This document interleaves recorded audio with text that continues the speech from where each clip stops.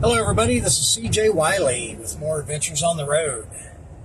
Had a pretty interesting day today. We're closing in on and actually finalized what we're doing for our first major Shooter Dare tournament. I say major, it's just really the model of it because we want to work out some things that, we want it to go smooth. So before we actually do a major one, we're doing the first one about 30 miles south of Philadelphia in Delaware. I love Delaware because it's so centrally located. It's close to like Baltimore, Maryland, and Philadelphia, New Jersey, even Virginia isn't that far, like where they play the U.S. Open, or where they used to in Chesapeake. But it's so centrally located, and we're in with a guy, Frank, that runs some big leagues out there, runs a lot of tournaments. And the most important part is everybody's excited about this. And they're playing it out there, and they're starting to develop the passion that I said comes after playing it for about 5 hours. Between 5 and 10 hours if you play the game. And, you got to play it seriously. You'll start to understand what I'm talking about. I can't describe it in any words that will replace actually experiencing it. And there's a lot of things in life like that. But it just improves your overall knowledge, and it's fun to play, because I took out all the parts of the game that create anxiety. And you don't realize it. A lot of people, that's all they've ever played is the one foul, Texas Express rule, 9 ball. And, 8 ball is more of a cognitive game, but Shooter Dare is like the perfect blend between rotation and one pocket. But it doesn't have all the, the safeties of one pocket. You still got to play safes, but in Shooter Dare, it's more strategic because you have to get within a diamond of the pocket to play safe. So you either have to make the ball or get within a diamond of the pocket, or the incoming player can either shoot the balls from where they lie or request a spot shot with the ball behind the line in the kitchen. And that's the, the head spot. I get those mixed up. We always called it in the kitchen. But a spot shot from in the kitchen can be missed. It's like a free throw in basketball. I don't care how good a player is under a lot of pressure, especially, the shot can be missed. And, and what makes it even more challenging is you have to play shape on the next ball. So a lot of times you have to hit it with a lot of draw, like low left English, and make the spot shot, draw it to the side rail and down to the end rail if the next ball is down on the end rail. I have shot that shot hundreds of times at least. I used to practice it because it was a big, came up a lot playing two-shot shootout. And again, that's what we all played in the 70s, 80s, and early 90s. And, I have such fond memories. It's bringing back a lot of memories of some of my toughest gambling matches, which I will relay to you guys pretty soon. We just did a conference call that lasted about an hour and 40 minutes, and time flew, except the last 15 minutes because I needed to go to the bathroom. I was in my car. I told my partner afterwards, I said, man, I almost drove to a gas station to go to use the restroom because, I wasn't prepared for a meeting that long. I thought it might take, 45 minutes maybe or something. But we had so many things to talk about and brainstorm. And like I said, it's just awesome to do business and be in a partnership with so many people that you can tell just have a passion for this project. I've been in business situations where the passion wasn't there, and you still got to do your job, but it's not near as much fun. So things are starting to line up. I'm actually going to go out there about a month early to start to teach the, players in that area, how to get to the higher levels of shooter dare. And in doing so, it's going to improve their overall game. Also, I'm going to do a podcast every day, or I'm shooting for every day. It might be a few days that I miss, but I got a place that I can do them there with a pool table, and I can bring in some of the top players from the surrounding area to play the game with, and then answer questions. And every day it'll be something new. That's another thing about shooter dare. Every game is different, and every game starts with a dare. So it's going to be like a 50-50 type shot. It's just got all the components of a three-way shot, because not only you got to make the ball, but you got to play position on the next ball in rotation, and block the pocket in case you miss. Because I'm shooting such hard shots that I always play a blocker. So I take another ball on the table and try to, if I don't make the shot, I try to block that pocket, which reduces the chances of the incoming player from having a shot that they can run out. So then they either have to shoot a hard shot, or they have to push out a dare, and we're back to that battle. Because it's like boxing, you want the battle between the two players. That's one of the greatest things about pocket billiards. That's why I just I really don't like racking your own balls and alternating break, because I just get the feeling like I'm practicing against the other player, and I don't like to practice. So a friend of mine called me up yesterday from Florida, and he said he was in this pool room that he goes to, and he overheard some players talking about shooter dare. And he said they were immediately like knocking the game and saying things about it that they couldn't possibly know, because he said it was just funny, because you could tell that they hadn't actually even played the game. They just jumped to the conclusion that there wasn't much to it, which, like I've said, that's a big mistake, because the better you get at it, the more you'll see what levels there are higher to reach. And that's why I've always said I can write a book about the two-shot shootout rules.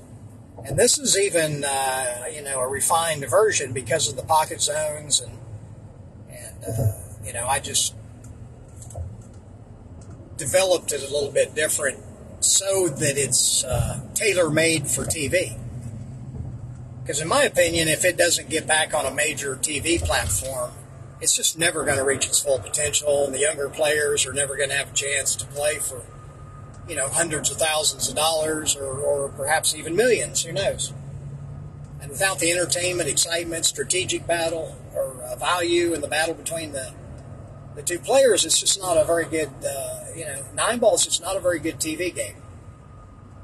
Matchroom is doing 9-ball, and, they're putting all the whistles and bells and the smokes, and and that's okay, and they got the Moscone Cup, which is, I just don't look at pool like a team sport. It's more of an individual sport, in my opinion.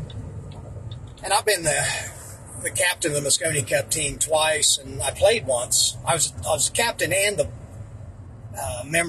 team member in '96, and then I was the captain in 2012. Had a great team. Johnny Archer went 6-0. And we had Dennis Hatch, Mike DeShane, Brandon Schuff. See, Brandon Schuff lives pretty close to where I'm going, and he and I are good friends. And I'm sure he'll really get into the shooter dare, and hopefully he'll be able to play in the tournament. It will be a handicap tournament. Just, nowadays that has to happen to get, a pretty big field. But the TV events won't be handicapped, they'll be more just the top level players. And I want to give a lot of the players in the country that aren't getting the recognition now, because when they go to tournaments, they have to play so many international players. It's hard to get a foothold. It's hard to make money these days because you go to these tournaments and there's like anywhere from 7 to 10 international champions, sometimes more. Like that tournament at Buffalo's coming up, probably have 15, maybe 20 top-notch international players. And it's just, it's challenging, especially because there's really not that much money involved, relatively speaking.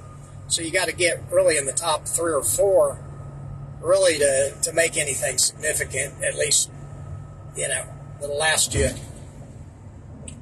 a month or something on expenses, and that's about all you can hope for, Some of the best players have sponsors that offset the expenses, but they're not getting the money that we got back in the 90s. We made more. I mean, Earl Strickland was making $250,000 a year off sponsorship endorsements, and I seriously doubt if anybody's doing that now. But we were on TV. We were on ESPN, and we were averaging 1 million people per show. So there was a lot of new, fresh faces coming into the pool rooms that's seen it on ESPN and wanted to, to experience the game. And they probably wouldn't have if they hadn't seen it on TV. Especially a lot of sports celebrities. And that was an experience. I was in the ESPN, I won the World Championships, but I was in the finals 2 different years. So they called it the Ultimate 9-Ball Challenge, I think, or Championship. So 3 years in a row, I got to the finals. And every single match I played in that tournament, or those 3 tournaments, was televised. Plus, Lori John and I won the ESPN World Doubles Championships. And I've told you that's first year when I won the World Championships and Vivian Villarreal won the World Championships for the women. We played the Battle of the Sexes. And ESPN really promoted that pretty heavily, and they got 2.8 million people watching at the same time. I mean, I don't know if there's any that have been higher than that. Back during the Minnesota Fats and Willie Mosconi days on Wide World of Sports, their show was the #1 rated sports show on TV. Isn't that interesting? But it was more about Minnesota Fats and his showmanship, and he was a great promoter. And so a lot of people wanted to see Fatty. I know I did. I remember I was probably 5 or 6 years old when I was watching, or maybe a little older than that. I started when I was 7, so I think I was watching them more when I was like between 7 and 9. But it wasn't like now where you can watch all the great players you want to on YouTube. That's anyway. I'm on my way over to give a lesson. The guy got a hold of me today and gave me an offer I couldn't refuse to drive an hour outside of Dallas to his house and show him. He's been listening to these videos and real interested in learning what I've been talking about, because within 3 hours I can show somebody what they need to learn to build this foundation. And I always tell people it takes 2 or 3 weeks to fine-tune it. I mean, it did me. That's not that long, really, because what's the other choice? Play the next 10 years every day and never get any better? Because we all reach a level if we're not, especially if we're not aligned well, we don't know how to aim. I train a lot of people that say that they played the last 10 years like 2 or 3 hours a day and really hadn't got any better. And that, I feel for them because, just about every time I play, I feel like I'm getting a little bit better. But, it's not noticeable, but it is to me because of just my overall approach.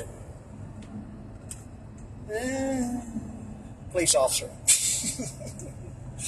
I don't think they like me going down the road with a camera in my hand, but I don't think he's coming.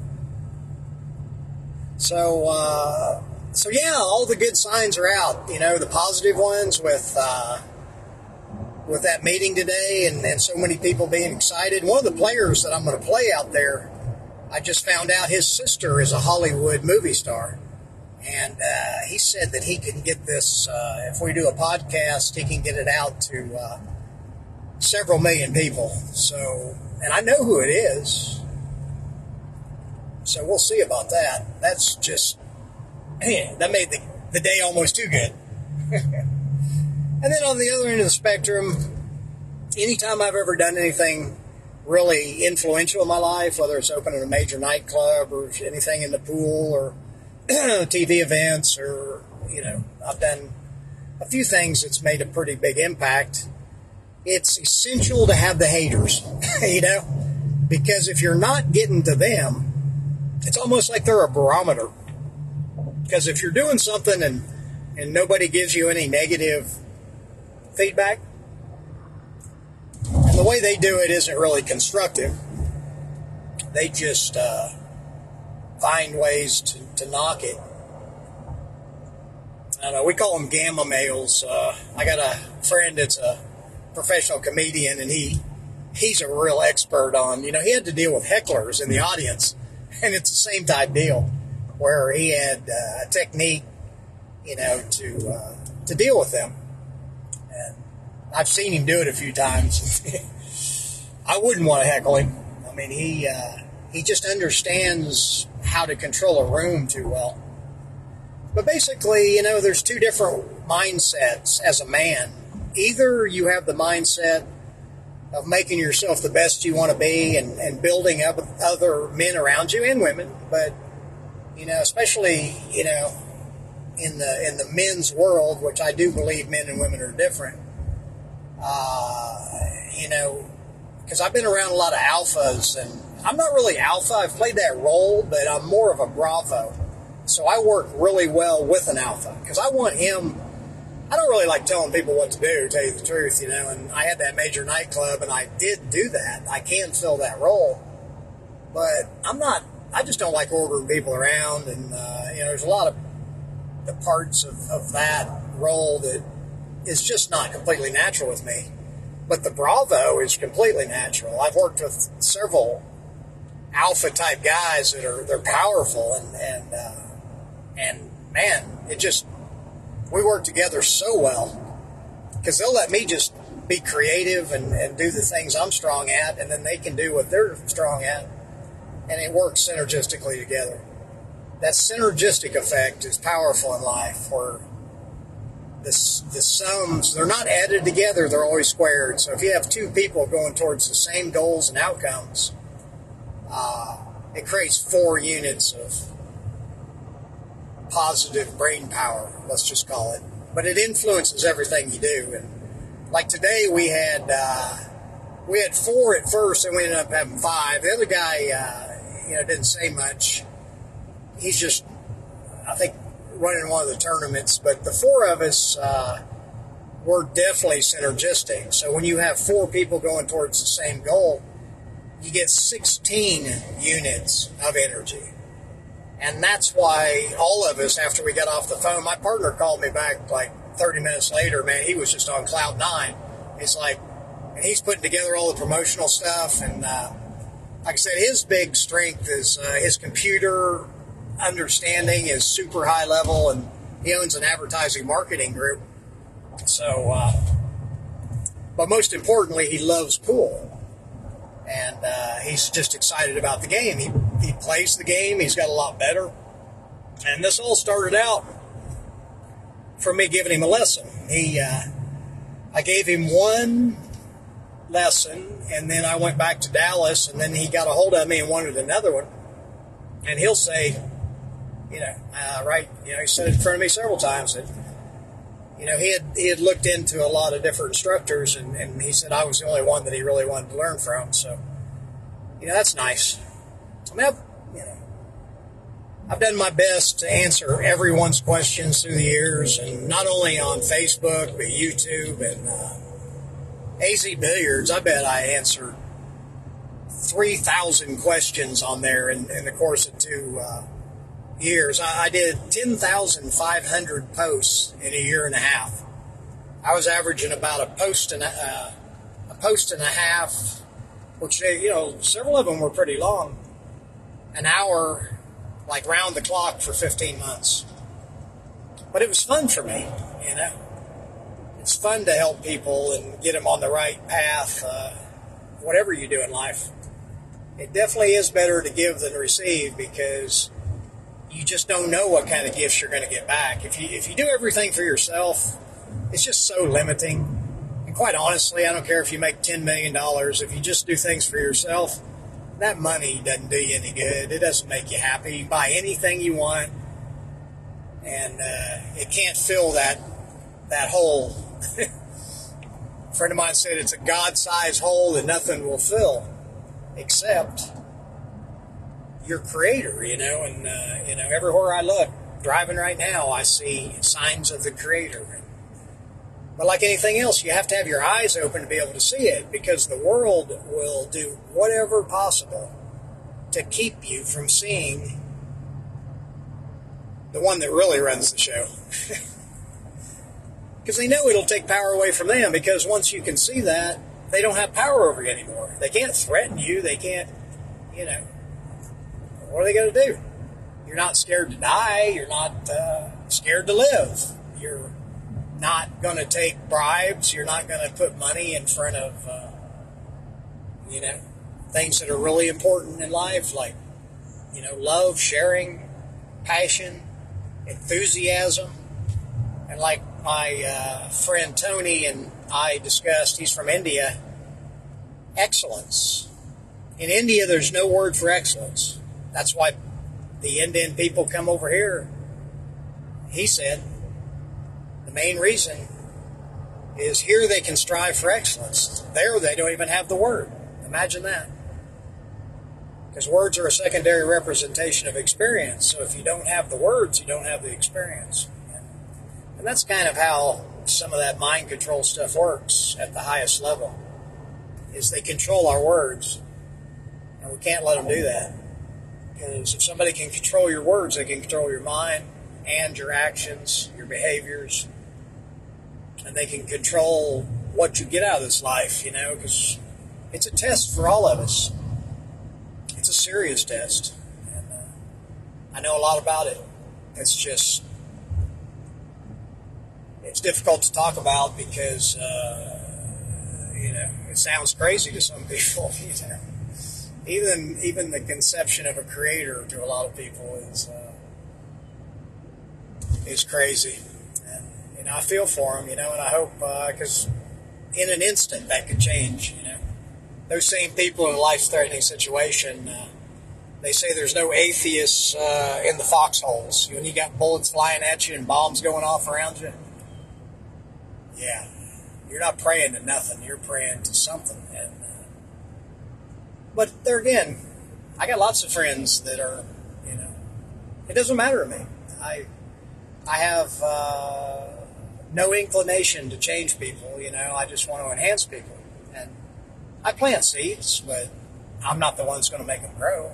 It's the same in pool. I can show people all the secrets to play like a champion, but I can't do the practice for them, and I can't have the motivation for them, and I can create some passion. I can help them, but at the end of the day, it's up to them. So anyway, I'm probably about 30 minutes away from my lesson, so I'm going to go over here and pass on some knowledge, make another relationship. I can already tell. I talked to the guy for a while, and he told me all about his pool career. He said he used to play really well about 30-some years ago, and then a very wise man that was one of the greatest pool players around here, he's a straight pool champion, told him that, he had a nice house and car and everything, but he didn't make it from pool, he made it from working, and that he would advise that the guy got into another type of job to make the money, and then once he was retired and felt financially secure, then go back to the game. And that's what this gentleman has done. And he just wants to speed it up because he he says he's got to the point where he just doesn't think he's going to get any better, and it only took him, I don't know, he said he's been playing, I guess, the last year or so, but I'm going to help him speed up the process and show him some of the fundamental systems and techniques that I use and learned to get the results that I got. Anyway, if you want to check out Shoot or Dare, it's at shootordare.com. And if you want to learn my physical fundamentals, techniques, and systems, it's cjwiley.com. And just remember, shoot or dare, like truth or dare, except on a pool table. The game is the teacher. And it really is. This is CJ. Till next time, talk with you then.